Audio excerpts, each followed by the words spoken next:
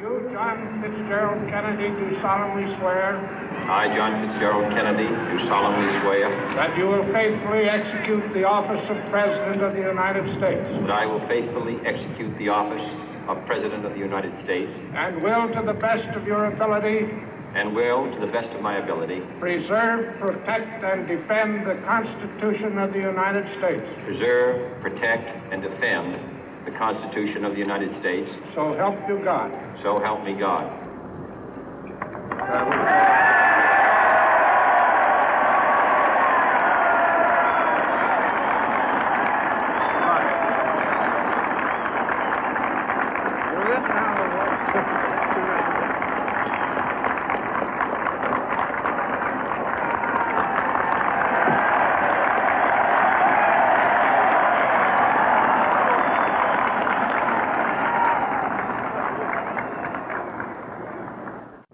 Vice President Johnson, Mr. Speaker, Mr. Chief Justice, President Eisenhower, Vice President Nixon, President Truman, Reverend clergy, fellow citizens. We observe today not a victory of party, but a celebration of freedom, symbolizing an end as well as a beginning, signifying renewal as well as change. For I have sworn before you and Almighty God the same solemn oath our forebears prescribed nearly a century and 3/4 ago. The world is very different now, for man holds in his mortal hands the power to abolish all forms of human poverty and all forms of human life. And yet the same revolutionary beliefs for which our forebears fought are still at issue around the globe. The belief that the rights of man come not from the generosity of the state, but from the hand of God. We dare not forget today that we are the heirs of that first revolution. Let the word go forth from this time and place to friend and foe alike that the torch has been passed to a new generation of Americans born in this century, tempered by war, disciplined by a hard and bitter peace, proud of our ancient heritage, and unwilling to witness or permit the slow undoing of those human rights to which this nation has always been committed and to which we are committed today at home and around the world.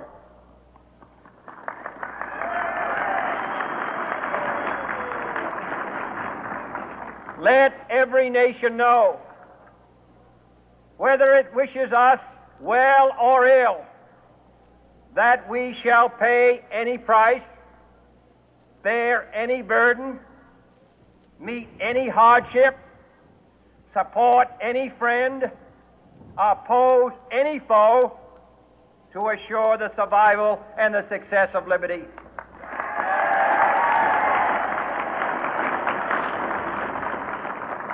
This much we pledge and more. To those old allies whose cultural and spiritual origins we share, we pledge the loyalty of faithful friends.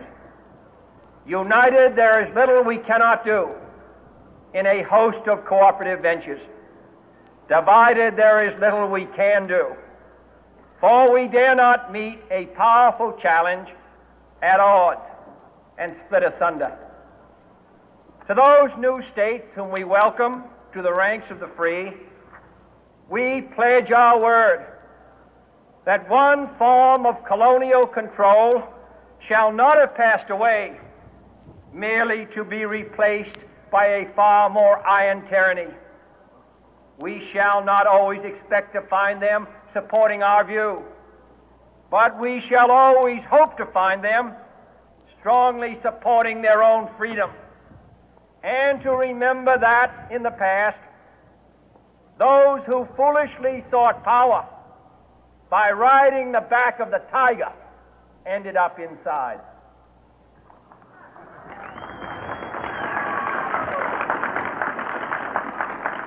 To those people in the huts and villages of half the globe struggling to break the bonds of mass misery, we pledge our best efforts to help them help themselves for whatever period is required, not because the communists may be doing it, not because we seek their votes, but because it is right. If a free society cannot help the many who are poor, it cannot save the few who are rich.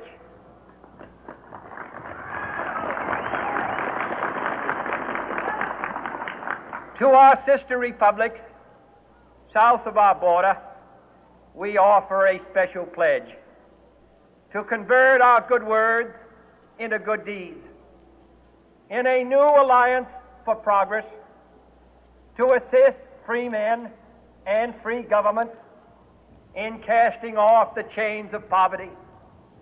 But this peaceful revolution of hope cannot become the prey of hostile powers.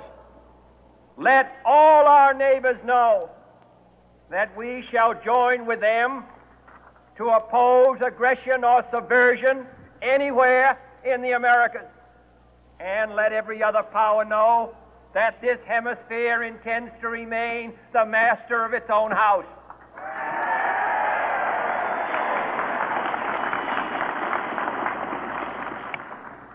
To that World Assembly of Sovereign States, the United Nations, our last best hope, in an age where the instruments of war have far outpaced the instruments of peace, we renew our pledge of support to prevent it from becoming merely a forum for invective, to strengthen its shield of the new and the weak, and to enlarge the area in which its writ may run.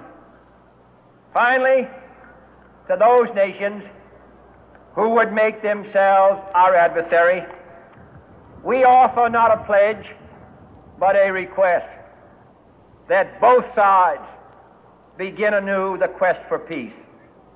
Before the dark powers of destruction, unleashed by science, engulf all humanity in planned or accidental self-destruction, we dare not tempt them with weakness, for only when our arms are sufficient beyond doubt can we be certain beyond doubt that they will never be employed.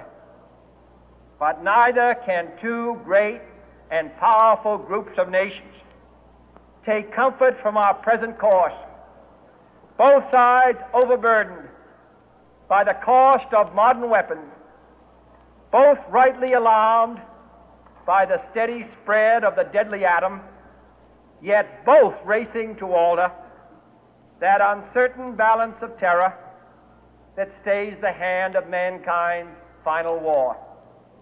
So let us begin anew, remembering on both sides that civility is not a sign of weakness, and sincerity is always subject to proof. Let us never negotiate out of fear, but let us never fear to negotiate.